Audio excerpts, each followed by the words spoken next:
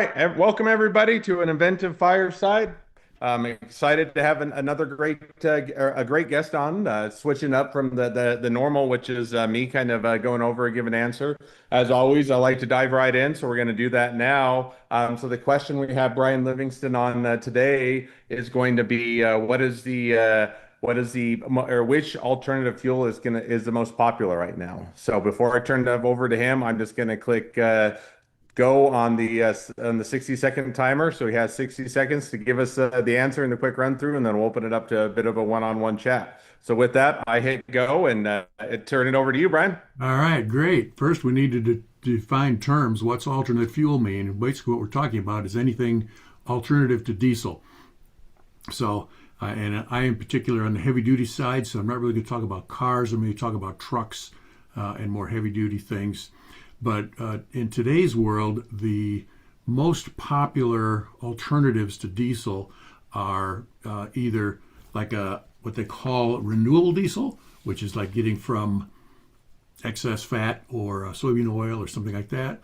And then the other one is biodiesel. Now, biodiesel usually has to be diluted with diesel. So when you say biodiesel, it's usually 20% biodiesel, 80% normal diesel. And those two really have the market share. If you look at other things like hydrogen and electric, that's kind of where we're at today. Okay, that's But those are 60-second quick those aren't answer. big ones.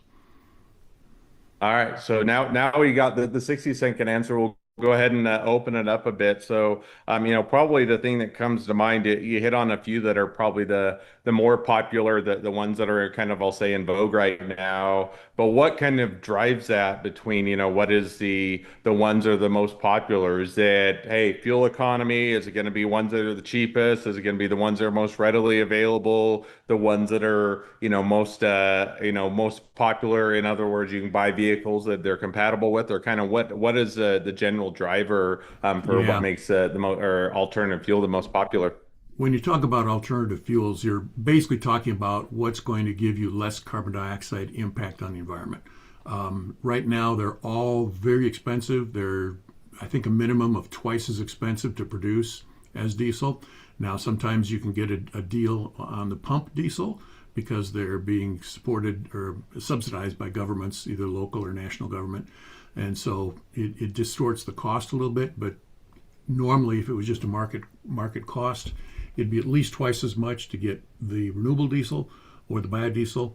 And so you're just talking CO2 impact. That's really why you would burn an alternative fuel. Or, like if So, California and you statute hit on it, but mandated for maybe certain just applications.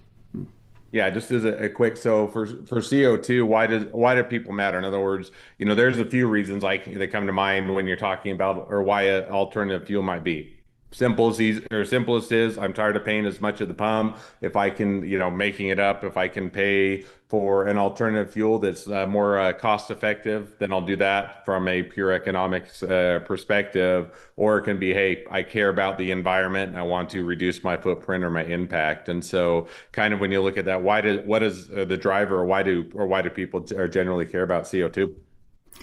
Either it's mandated by law, which it is some places, like in California for certain applications, or it's subsidized enough so that the government will, bring the price down to parity or actually below what normal diesel would be. Yeah, nobody's doing it for economics because it's not economical. You're doing it just for CO2 impact.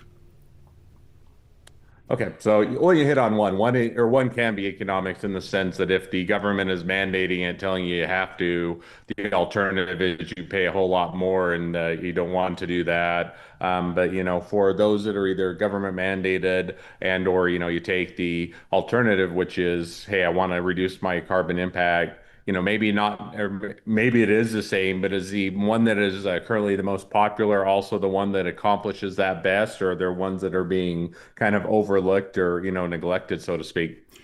Well, one of the things I think that's being neglected is this is not an alternate fuel, but it's an alternate way of think about it, is use less fuel. If you can increase the efficiency of your operations, that means you're burning less fuel and therefore you've got less carbon dioxide. That was not making any headlines at the moment, but And that's sorry, and actually you the just most cut out direct there for one. about 5 seconds. So rewind and just for the audience where it cut out, just rewind that last about 5 seconds.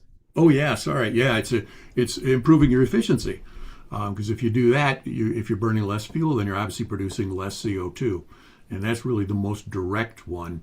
Because when you start asking questions about, what do these others mean from a CO2 standpoint, you're going to get a broad answers that go way out beyond my screen here, because it depends on what you count and what you don't count. And so just and we only have about a minute left the fireside chat, and I feel like we're breezing through it. But what are some of those, or maybe ways that certainly one is to get a fuel that has less CO2 or reduce your emissions. As you said, if you don't use as much fuel or burn as much fuel, you're going to have less CO2 that's emitted in the first place. So what are some of those maybe options that people can look when they're looking to reduce the CO2? Yeah, well, I've got some things on my website that are ideas, and we can talk about that kind of as we close here. But I mean, that's what I do is improve efficiency, and it's directly to the bottom line of not only your CO2 but your dollars as well. And these other options take a little more homework to figure out: am I really making a difference or not?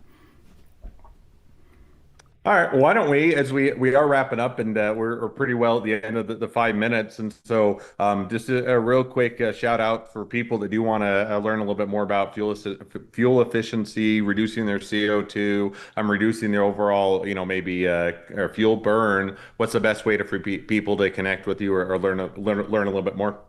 Yeah, I mean, you can certainly look me up on LinkedIn, Brian Livingston, company Zelcam, or just zip over to a website I've got kind of specialized for this, Decarbonize 5. If you think about 5% decarbonization, decarbonize5.com. And by the way, for to answer this question, I actually wrote up a whole white paper on this. I kind of got way too involved in the research. But if anybody's interested in that, hit me up and let me know. It got way more involved than I thought it was going to. It was kind of fun. I'm an engineer nerd. Awesome. Well, I'll definitely encourage people to check out the website, reach out to Brian, read the white paper if you really want to dive in deep, and explore a few of the alternatives Yeah, just if you you're just looking ask me for to it, and get I'd into. be happy to give it to you. Absolutely. Awesome. Well, that's it for this Inventive Fireside. Thanks everybody for tuning into the live stream for the webinar. If you catch it after the fact, make sure to reach out to Brian and catch us next time. Make sure to